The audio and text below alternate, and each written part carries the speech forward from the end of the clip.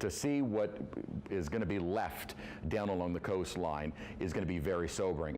August 29th, the other date that will live in infamy.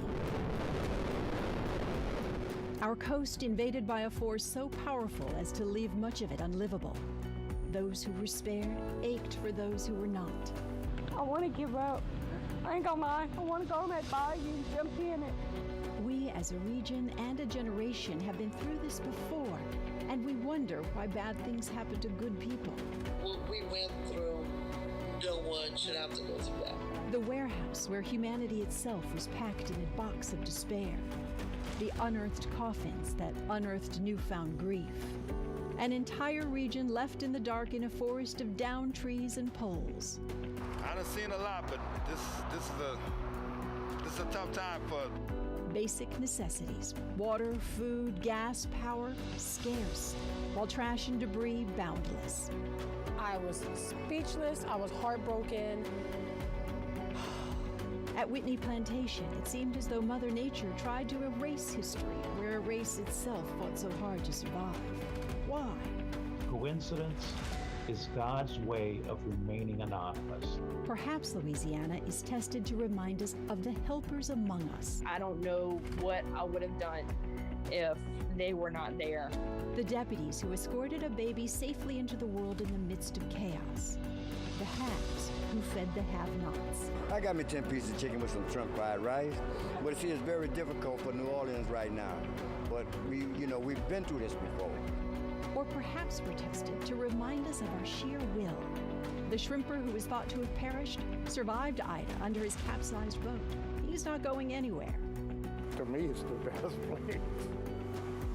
Thank God I made it. Whitney Plantation, this woman's ancestors built it. She will restore it. August 29th means something here. It means we've rebuilt before and will do it again thanks to an indomitable spirit. The spirit of Louisiana. We'll be okay.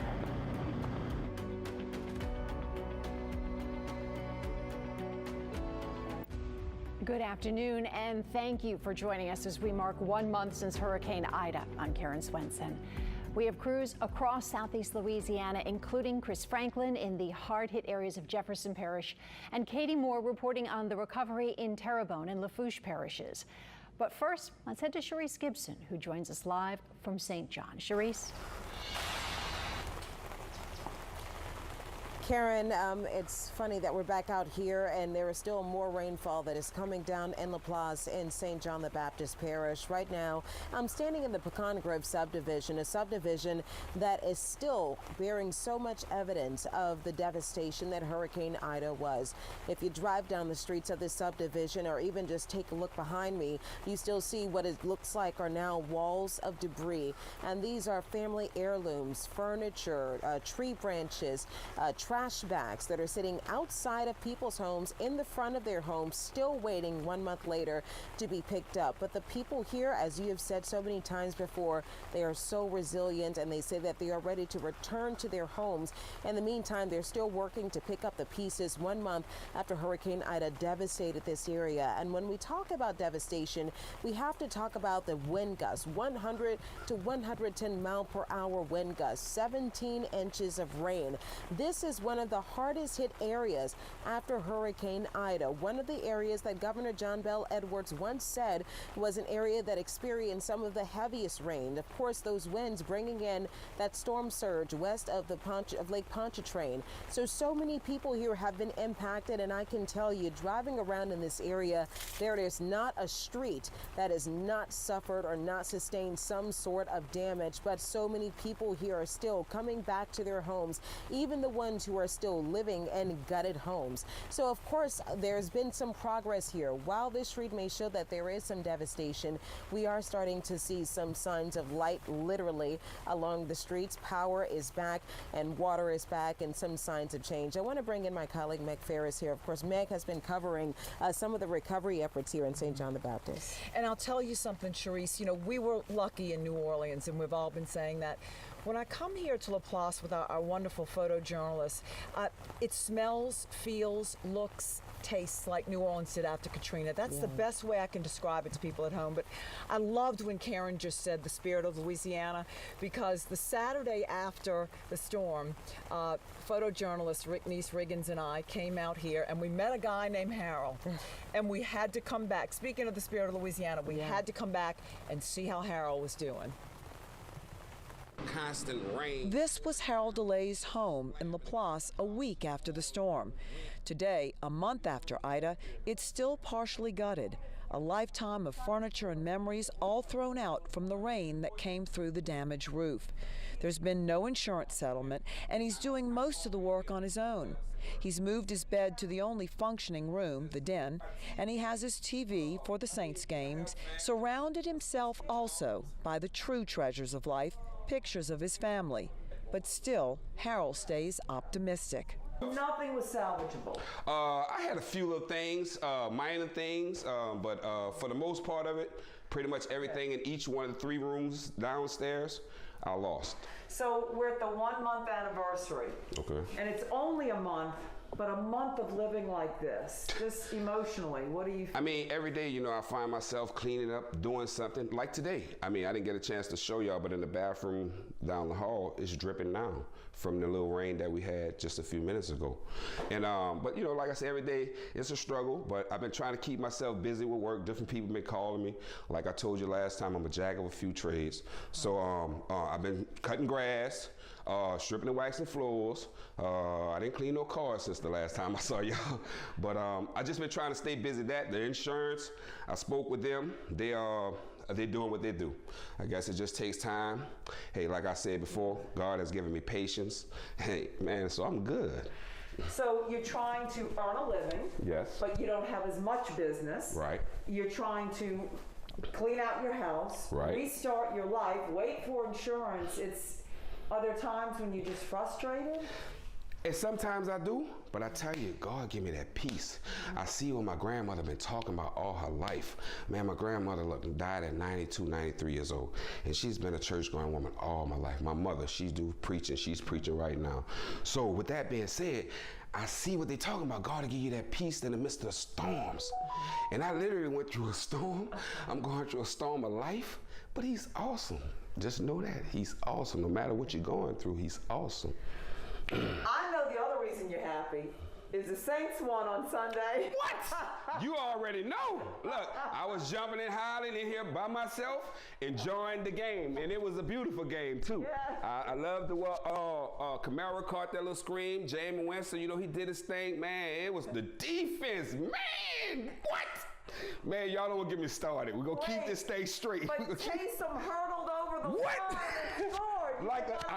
Didn't we say he was a beast? We stated that, and he is. He lived up to everything that we said he was. Yeah. So, man, it was just an awesome weekend. And, I do have my birthday coming up on this Tuesday, so that's even great, too, man. But like I said, man, the summer, you know, really just to just let y'all know where I'm at with it. Yeah. I'm just at peace with it. Yeah. And that is the spirit of Louisiana, and Sharice Harold's become my new text buddy during all the Saints games, the highs and the lows. Yeah, coming up at 5, we're going to have another interview with another person here in Laplace. You know, his spirit, his energy, the first couple of times you spoke with him, he really keeps us going, and he is the perfect personification of what resiliency is, and just to know that he has that peace. And I think that's what I loved, and I said I was almost in tears when him mentioning that. You walk around and you see all of this devastation, but you still feel some sort of peace and some sort of calm, and hopefully we can eventually get to a peaceful part where we don't have to keep seeing the devastation in front of our homes. Meg, thank you so much. And Meg, of course, is going to join us in just a couple of minutes. We're going to continue our coverage, as she just mentioned, at 5 and at 6 o'clock, listening more to what he was going through in his home. And I spoke to a resident in this community as well, who walked me through their home and talked a little bit more about some of the damage and devastation they have experienced. One of the things I've also done immediately after the storm, storm has made sure I went to the West Bank of St. John the Baptist Parish, and of course that was over towards Wallace, Louisiana, where Whitney Plantation was. And as Karen mentioned at the beginning of this show, Whitney Plantation experienced so much devastation, so much damage. That plantation museum, of course, is changing history. And I want to bring in Dr. Joy Banner, who is joining us, who is not only the communications director for Whitney Plantation, but a resident of Wallace, Louisiana. Thank you so much for joining us. Oh, thank you for having me. We talk about the recovery efforts and all of the coverage that we've done in that area. Can you tell us exactly what the West Bank is looking like right now?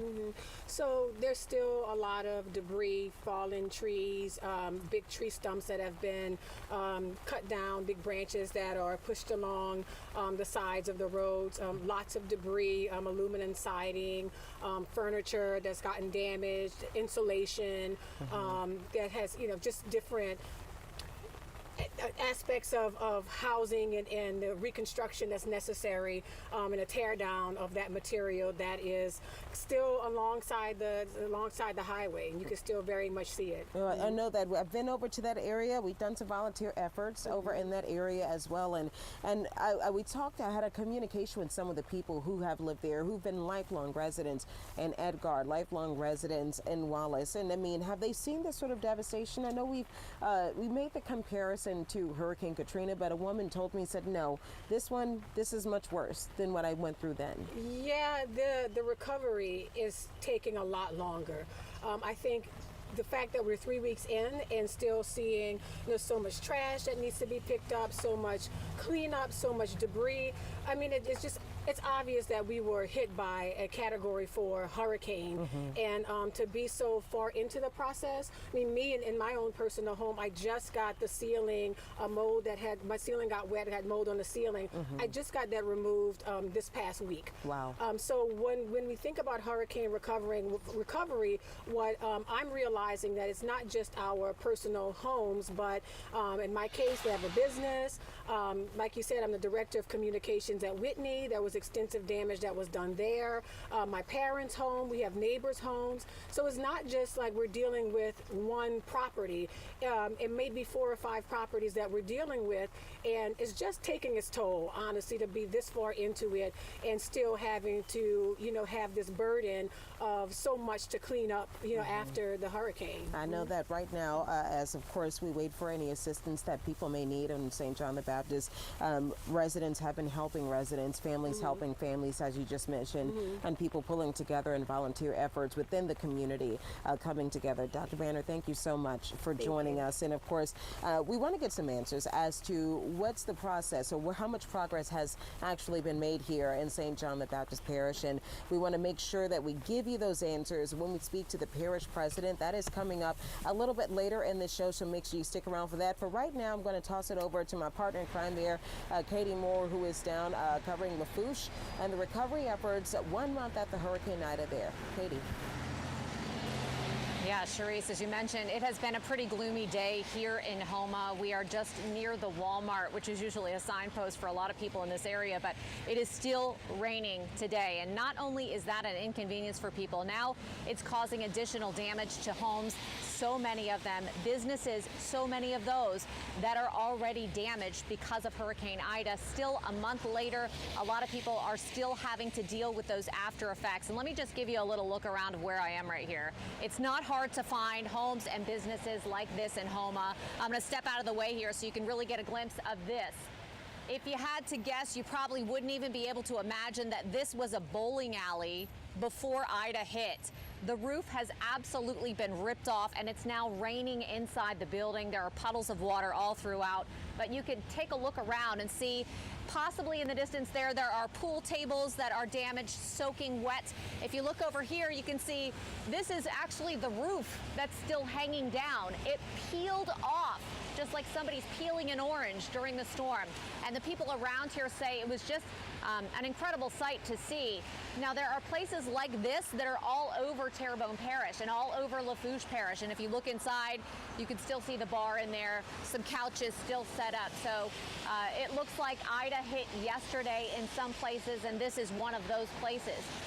And that's the story for a lot of people who are even living in Terrebonne and Lafourche parishes. We went down the bayou a little ways and we talked to some people down there that we're going to show you in just a little while. But when we talk to elected officials around here, what they're now saying is that this has gone from a natural disaster to a humanitarian crisis. They are in desperate need of housing for people. Some people are sleeping in tents. They have trailers, if they're lucky, outside of their properties, but they feel like they're not getting a lot of that help that we did see after prior storms. So that's an issue that people are really concerned about at this point, because they are living in conditions that are certainly less than ideal, and that's putting it nicely. Now, while some people are in those conditions in Terrebonne, some parts of Houma are getting back to business. Businesses are starting to open. They're putting patches on roofs, and they're firing up as soon as they can to get things going. We see a school bus moving down the street here, but of course we know that there are delays in getting those schools back open as well, and trying to get people some sense of normalcy. Another place that is still struggling are the nursing homes here in Terrebonne Parish. That is an area of concern, and that is an area that has the parish president asking for the Louisiana Department of Health to take some moves. It's because a month after nursing homes in Terrebonne Parish evacuated, the parish government is not letting them reopen. Terrebonne Parish President Gordon Dove says 2 main hospitals in the area have no inpatient beds available, and it's too risky to bring those elderly and frail nursing home residents back to the area. Susan Claymont disagrees. She says it's time to bring her 84-year-old mother back home after a month-long stay away in a strange nursing home 4 hours away in Alexandria. She is so sad. We're all sad. And I feel sick, literally. She just needs to come home so I can take care of her here. I miss her. We all miss her. Now, coming up on the Eyewitness News at 6 tonight, after our special, after the 5 o'clock news, David Hammer's going to be speaking with 2 people who run nursing homes in this area. He's also talking to a number of family members. Again, President Dove says he doesn't want those nursing homes to reopen right now because the conditions are not okay in the hospitals, and that's a major concern for him. He wants the Louisiana Department of Health, however, to make the decision. He says, let's leave it up to them. Let's get them to decide whether or not those nursing home residents should be brought back down here. Now, a lot of the nursing homes themselves did sustain some damage, and it's been a difficult situation. Of course, if you want to take a look at some video from that evacuation warehouse in Independence, Louisiana, in Tangipahoa Parish, the Independence warehouse housed 843 of some of those nursing home residents, some of them from here in Houma, in the days surrounding the storm. Last night, I had an investigative report taking a deep dive look at what the Department of Health knew about that situation going in and about what happened in the days that followed and when they decided to pull the trigger to get those nursing home residents out. Now, some of those people who were in that warehouse are the ones that David is going to be talking about tonight, who want to get their family members back home to this area so that they can have a closer access to them as they continue to move on through their recoveries. So again, we're going to take you back down the bayou a little ways when we come back and see you again, but that's the very latest from here in Terrebonne Parish. Now let's take a quick break and we'll be right back with more coverage of our 1 month after Hurricane Ida special.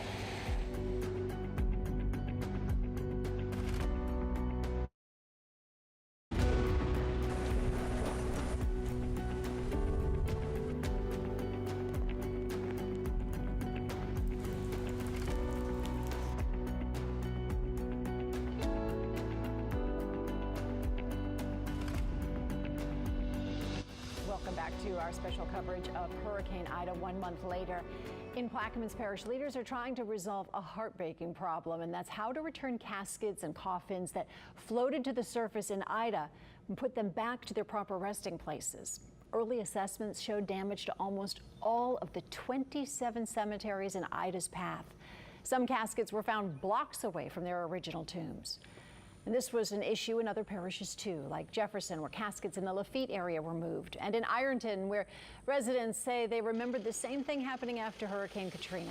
The state's Cemetery Response Task Force, which was formed after the 2018 floods, is now working to return those displaced caskets to their original resting places. Well, there was a new piece of technology we used during Ida, our mobile forecast center. It allows you to give you the weather from anywhere, and Lower Jefferson Parish is where we find Chief Meteorologist Chris Franklin right now. And Chris, it was nice to see you take your hood off, so I guess the rain has slackened a bit. Yeah, it's not too bad at the moment, but you know, one of the most important parts of forecasting is that real-time weather information, and what our mobile forecast center is able to allow us to do is to kind of fill in those gaps, such as here in Jean Lafitte. We can kind of fill in the gaps where data may be missing, and whether it's using our pan, tilt, zoom camera or a mobile weather station we're able to deploy wherever we need it, we can kind of fill in that information to provide for a better forecast. Something else that our vehicle allows us to do is basically broadcast an entire weather segment from out in the field, and meteorologist Alexandra Cranford is joining us with all of the same graphics that you would see on air in the field, so we can broadcast from seemingly anywhere. Yeah, and so I guess we'll do that. We're going to talk do about our forecast right now, and we are seeing the rain, as you mentioned, Karen and Chris, kind of lightening up a little bit. So we're taking a look at radar, and look how little is out there actually compared to earlier. We had a lot of blotches of yellows and reds indicating that moderate to heavy rain. Now we're seeing everything lighten up a little bit. Here's our New Orleans area, metro area spot, just light green at this point. So that's going to be just a light pitter patter that you might be hearing at this time. Farther south along the coast, there are a couple of pockets of heavier rain, some around Galliano and Leeville, and also north of the lake, we're not seeing quite as much rain at this point either. So just kind of pointing out, yes, after so much rain today, up to about an inch recorded at different spots around here, we are seeing things begin to slack off. So just to leave you very quickly with a planner for the next several hours, our rain chances are going to be going down, of course. Now, we've been talking about tomorrow, we're going to have that rain chance back before we finally dry out a little bit heading toward Friday and the weekend. We'll have a look at Hurricane Ida, kind of a recap, talking about its winds and storm surge in a little bit. But first, we'll go back to Chris Franklin. Yeah, thank you, Alex. And one of the more important parts of the impacts that we saw from Ida in Jefferson Parish was really everyone outside of the hurricane risk reduction system. So I'm joined now by Parish President Cynthia Lee Shang, and we are in Jean Lafitte, almost about as far north as you would get before you have the protection of the hurricane risk reduction system. So obviously what we see now, we would like to be farther along, but realistically speaking, and this is about where you expected the recovery in the parish to be? Yeah, in Jefferson Parish, you know, if you were within the hurricane risk reduction system, largely you were trying to get your electricity back, trying to get your cable, your internet back. Although we did have a lot of people who lost everything because of the roof caved in or there was a hole in the roof. Here in Grand Isle, Lafitte, Lower Lafitte, Barataria, Crown Point, completely different story for these folks. This is people who lost everything. What I say is in Grand Isle, it's destruction, just as bad as this. It looks different. This is a lot of mud. This was houses that took on a lot of water. In Grand Isle, you just have maybe the top of the structures just completely gone. So very different story for the folks down here, and a much longer road to recovery for these people. And so the needs really as you go from Grand Isle northward are completely different. Are the folks from Crown Point south getting what they need? Well, it's not as fast as we would want it to be. When you have to look at people who are really taking everything, they lost all their possessions, they lost their home. We really want the trailers for the folks. You know, this is a FEMA. FEMA will be managing this program along with the state, along with us trying to help it. But that's what they need, is to be on their property again, rebuilding their lives, reclaiming their lives, and they need to be close to home to do that. And I think that's what the real need is for those people who lost everything.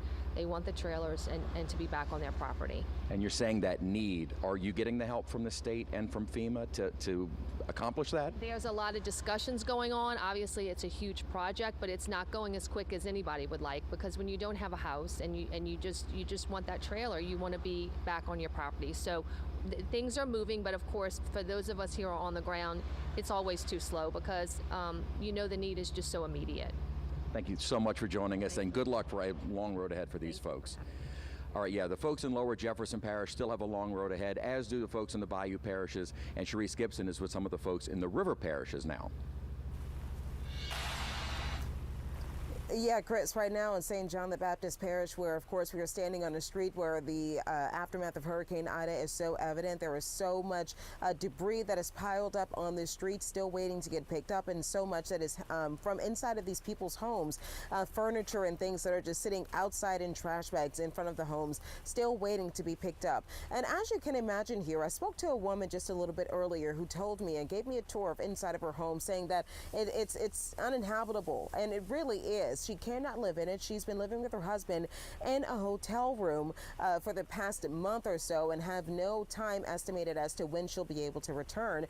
But as you can imagine, there is a housing crisis down in the Bayou parishes. It is estimated that Hurricane Ida devastated 13,000 homes. Now, those homes that are still standing, some of them are dealing with mold issues, some of them are dealing with mildew issues, and some of them are dealing with homes that are barely there, having to resort to living inside of tents in front of their homes. Danny Monteverde went down and spoke to a family who is dealing with this terrible situation. The worst days are the ones like this, when the clouds turn a steel gray and hover low over Montague. Hurricane Ida peeled back the tin roof of Penny LaBeouf and Dan Deming's tiny house, opening it to the elements. It's all mildew in the front. Yeah. All that part is mildew. Yeah, that last week when we had all that rain, yeah, it was just pouring down in there. The house, which Penny's great-grandmother built more than a century ago, I did my first baby steps in this house. Is essentially uninhabitable. This tent was home when they recently returned. Similar scenes have played out across the Bayou parishes, where an estimated 13,000 homes were destroyed. So we stayed in here for a about tent is pretty nice. For about a week, a little over a week, until these awesome people, angels I call them, you know, because everybody, you know, has been so helpful around here. They came and they got us a generator. That lets them stay inside at night now, but only in the back of the house, which is covered by a tarp. But even that leaks. That's what we're a lot worried about right now is the mold, you know, and everything. LaBeouf says insurance was too expensive, and there's no word yet if FEMA will be able to help. The inspector's supposed to be here sometime soon. You know, that could be any day. In the meantime, they can only wait and do what little work they can. That's what we got to deal with right now, trying to get this tree out of here. I know a little carpenter work, so I'm not lost. I'm from down the bayou. What you expect? Right. They know their recovery won't be fast or easy.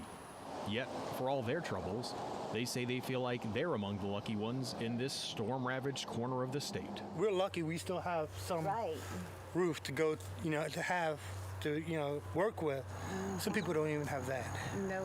You know, and we feel so much for those people. The hardest part is the waiting. And we're limited on funds and everything, so it's not easy, but, you know, hey. We'll make it. We'll make it. We made it before. And they'll do it again. Reporting in Montague, Danny Monteverde, Eyewitness News.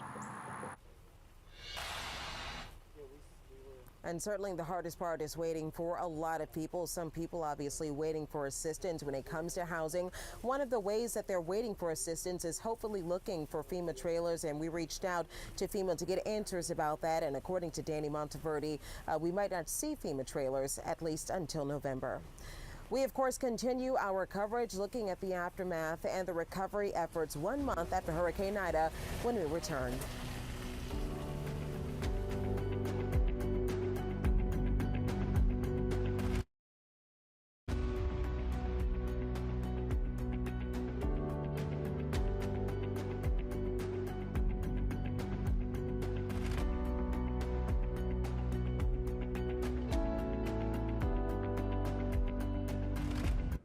Thank you so much for staying with us as we mark 1 month since Hurricane Ida. I'm Karen Swenson. We have crews all across Southeast Louisiana this afternoon, including Chris Franklin in hard-hit areas of Jefferson Parish, and Sharice Gibson reporting on the progress in St. John Parish. But first, let's rejoin my colleague Katie Moore live in Tarleton Parish. Katie? Good evening, Karen. We're actually in Houma tonight, and the recovery is moving sporadically. Some people are back open for business, living back in their homes with just some minor damage. Others are still trying to live in homes that are destroyed. When you talk to elected officials down here, what they will tell you is that this natural disaster has turned from that into a humanitarian crisis, a full-blown one, and they are asking for help from all over. Now, we went down the bayou just a little ways here earlier today to try and talk to some people and figure out what they're going through and what their needs are. And we met Juwan Robertson, who's living in basically half a house with 7 people, trying to make it day by day. Let's take a listen to what he had to say. And how much of this house is livable? Just the front room and the kitchen. Like when you walk through up to the kitchen and the front room, that's it. Everything else destroyed. There's a tent in the front yard. Is somebody living out there? Yes, Marquise, my little brother, he stay there, and when the daughters come over, since no mosquitoes and stuff and all the flies up in the house because of the damage and stuff like that, they go in the tent as well. We got another tent for them. So you have 2 tents to escape what's happening inside the house? Yes. How desperate is the situation out here? Like we need any and all help severely, like level 10, 1 through 10, like number 10, because it's not safe at all for the little ones. I mean, I'm a man, so I could bear with it, even though it's uncomfortable, but it's not safe at all. Juwan has that baby that he was holding in his arms. His girlfriend also gave birth in the days after Ida. So they have a newborn infant who's also living with them in essentially, as I mentioned, half a house. Now, just to give you an example of what his needs are, it's something as simple as having gas, because it's hard to get it down the bayou where he is. So he's literally collecting scrap and trying to sell that in order to get money to pay for gas for his car, to get up into areas that are more populated, to do things like take the children for their doctor's checkups. So that's a desperate need. He even said he needs a cell phone, he needs clothes, they need food, and they are getting that from some people who have generously come down here and tried to help, which has been just an amazing outpouring. But the need is not over. And I think that was one of the concerns that people had whenever Hurricane Ida first struck, is that people in these areas in the bayou parishes would end up being forgotten as things started to get back to life and back to normal in the metropolitan New Orleans area. But this area would not even be as far along as it is without the help of people coming in to help other people. And Devin Bartolotta is joining me now here in Houma tonight with a story from someone who just had to help. I know, Katie, you are going to hear, and we have heard a lot of stories of people who have rolled up their sleeves behind the scenes, and they did not expect to get any recognition for it. You will find a lot of people like that at the Houma Terrebonne Civic Center, especially one man who came in from out of state to work just because he said he knew they would need help. At the Houma Terrebonne Civic Center, the moving, the unloading, the distributing hasn't stopped in a month. I think today is day 32. Roddy Lariel is the director of Parks and Rec in Terrebonne Parish. As Ida tore through the bayou, he found himself in charge here, the biggest resource center in the parish. We lose power, we lose our generator, we'd have no running water, and we have all these things going on where we're trying to distribute all the commodities to the people, and there was really no direction. What he didn't expect is for that direction to come from an Army veteran from Virginia Beach who just showed up the morning after the storm. And I walked right out on the back dock right there, and he walked up. And the first person I ever walked into was Roddy. And he said, "I'm here to volunteer." And I was like, "Hey, I'm here to help." And then he said, "I'm just going to sleep in my truck." He's like, "Okay, you're with me." Jimmy Germany has no ties to Houma. He was watching Ida coverage at his home in Virginia when he grabbed a duffel bag and said to his wife, "Hey, honey, I'm leaving. Where are you going?" "I'm going to Louisiana." "What?" He drove almost 1,200 straight miles to Louisiana as Ida made landfall. And for 5 days, Jimmy and Roddy became a distribution dream team, working 20-hour days alongside Civic Center manager Peter Dominic. I mean, it's just amazing to see people come together. With no cell service, no radios, no lights, evacuees in the lobby, they unloaded dozens of supply trucks and 18-wheelers, getting supplies to smaller distribution points across the struggling bayou. I just kept thinking about just all the people that we helped. You know, just just the people, you know, that we were able to get food and water to. Jimmy says he has no real reason why he came to Houma, but for those 5 days, he knew he was making a difference. I don't have an exact answer. I wanted to do it.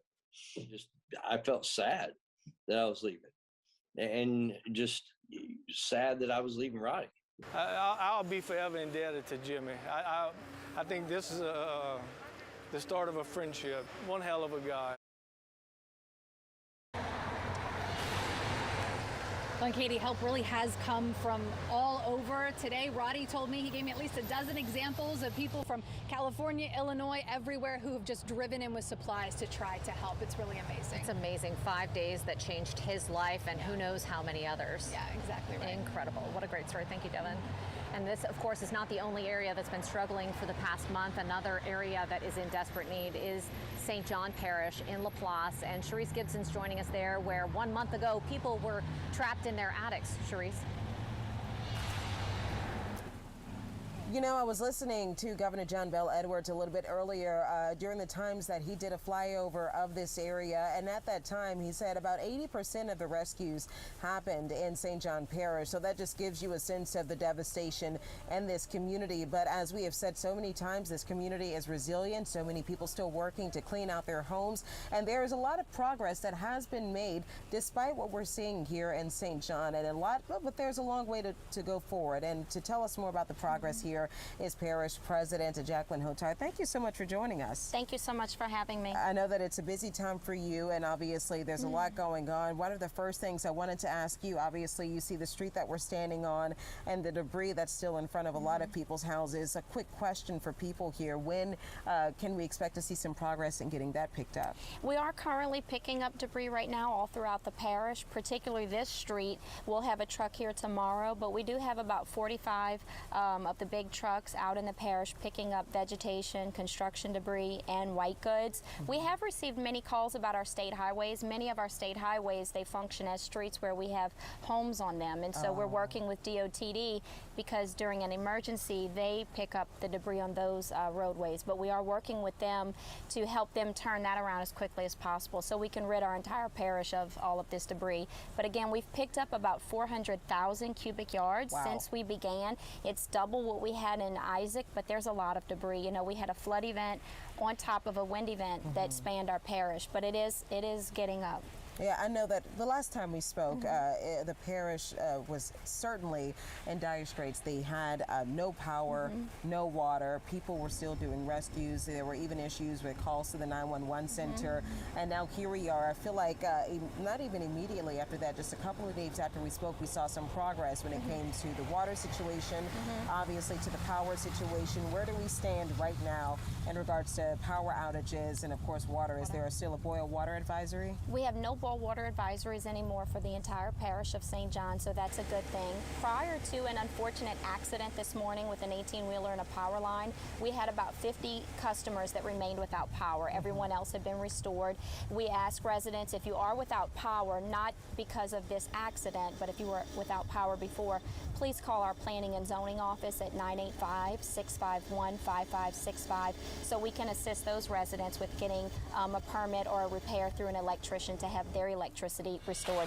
We did not believe we would have this much electricity restored within 30 days, and to say we're as far along as we are, I mean, it's just a testament to the hard work of the linemen and everyone who have been out there working. And since we've been out here seeing people driving up and down the street still working here, so is there anything that you'd like to share, of course, for residents who are still looking for some assistance, for some help? I know that there are shelters or centers rather that are set up in different parts of the East Bank and the West Bank of St. John to assist people. Yes, we have FEMA set up on both sides of the river. I would encourage many people to look at our website. We have all of that information there. It would be very lengthy for me to read it now, but we do have FEMA set up on both sides of the river. We have SBA set up as well. We're continuing to add those resources. We're going to have permanent disaster recovery centers so that our residents can continue to access the the information that they need.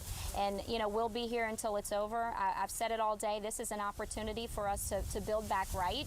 You know, we saw a lot of deficiencies in our water system for Laplace. It's 14 miles out of Laplace, 12 miles, I'm sorry. Yeah. But we have an opportunity to get that right. We should not have our infrastructure that way. And luckily, this has further revealed to us just some of the problems that we have, but it gives us an opportunity to build back right. All right. Hopefully we can build back stronger. Yes. All right. Yes. Thank you so much for joining us. Thank you so much. That is the parish president, Jacqueline Hotard, here. Of course, she's had a busy time and still having to work on her own home. We'll, of course, continue to track the recovery efforts in the aftermath of Hurricane Ida, so make sure you stay with us. We're streaming live on our website, WWL-TV, and our Facebook pages.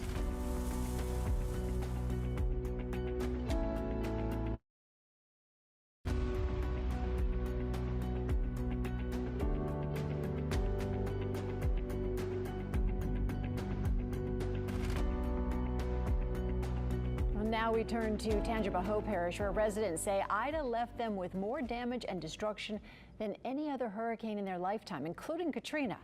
But 1 month in, there is clear progress. Erica Ferrando reports on the recovery.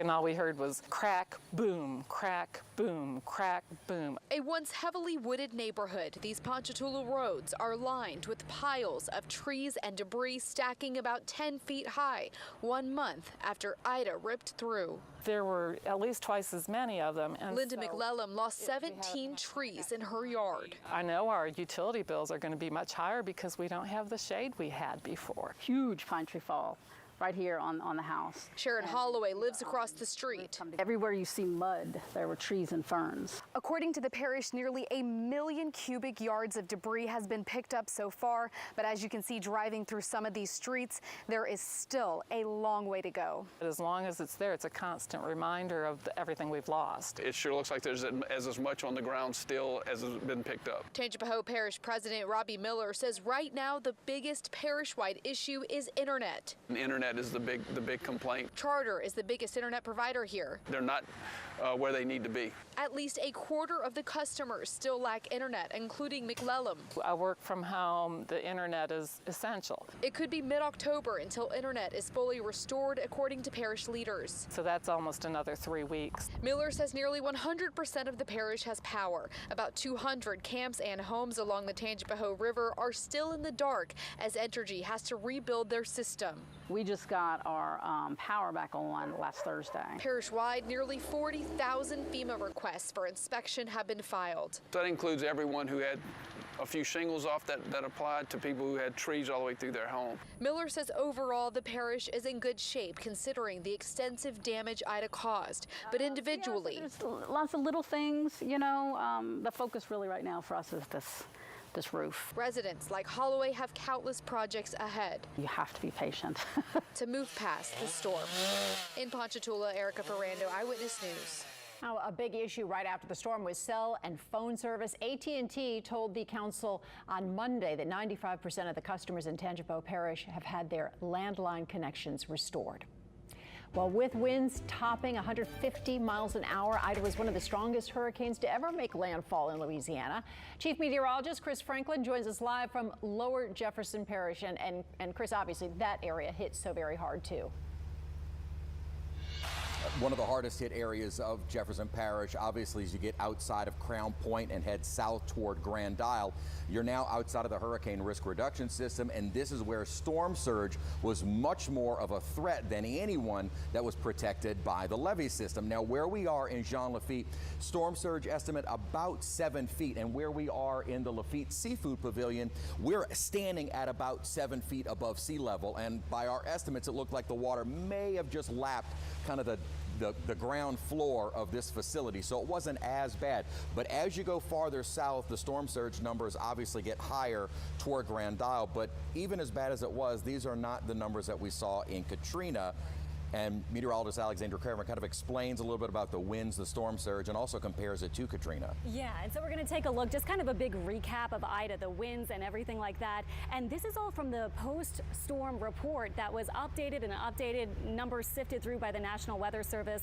And the final post-storm report just came out a couple of days ago. So everything that we're going to be looking at, that's really where the information is coming from. And also just to kind of show you, of course, we're watching Ida's path moving through Louisiana. Remember, it took that 16 hours, made landfall at Port Fourchon just before noon, didn't leave until 4 a.m. Monday. And some people have asked me, what was the category of the storm when it was closest to my area? So I did just want to give you a quick look at that. It was at its closest point to New Orleans, still a major hurricane, a Category 3. Then right around Letcher, it became a Category 2. Eventually, even near Hammond, it was still about a Category 2, falling to a 1, and then eventually it dropped out of the state and left as a tropical storm finally in those early hours of Monday morning. Now, looking at those numbers that we were talking about, the peak wind gusts from that storm report, here they are, up to 100, 110 miles per hour, 121. And then in the city of New Orleans, you can see it ranged from about 56 for the peak wind gusts downtown, but close to 90 miles per hour at the Kenner Airport, 110 near Laplace, 98 at Laplace, and Mandeville had that 110 peak wind gust around the Hammond area. From this post-storm report, about 70+ mile per hour winds. Looking at the rain, it kind of ranged from Donaldsonville and some other spots like in the city to about 3 or 4 inches, but could have been higher, of course, depending on where those spots were recording. Note that some locations got up to 13+ inches of rain. And then here was the interesting thing about storm surge. You can see that it ranged from near 10+ feet, even more than 11 recorded right along the coast. And then when you looked farther inland, it was a lot with this particular storm around Lake Pontchartrain as well, about 7 to 9 or so feet.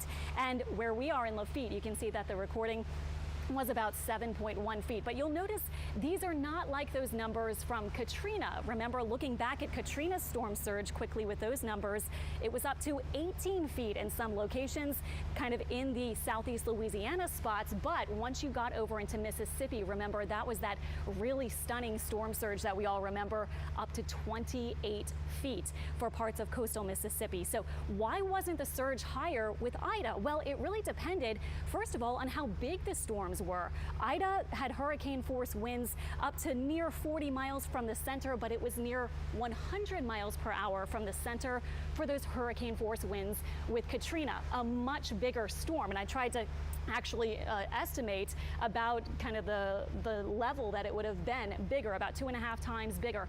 Also, Katrina had longer time over the water, and it approached more slowly, and it was stronger out in the Gulf, whereas Ida was increasing its wind speed getting toward us. Katrina, of course, was already that Category 5 and then weakened a bit on its way in. So essentially, Katrina just pushed a much broader area of water, both with its size, the length of time, and the lead up to its landfall than Ida did, even though Ida's path seemed like it might have brought higher surge, especially to Southeast Louisiana. And interestingly, Ida also produced 15 tornadoes. Now, they were all week, August 29th and into the daytime hours the following Monday, all EF0 or EF1, including 2 in Eden Isles and 4 around the Biloxi area. There was some damage with these, but of course, we don't really think too much about tornadoes as compared to the things like the storm surge. And of course, with this storm, the bigger thing was the wind.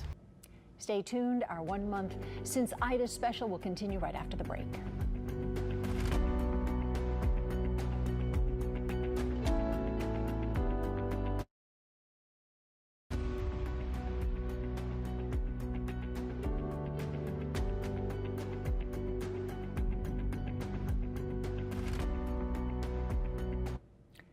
Look for the helpers. You will always find people who are helping. It is a quote from Mr. Rogers that rings true here.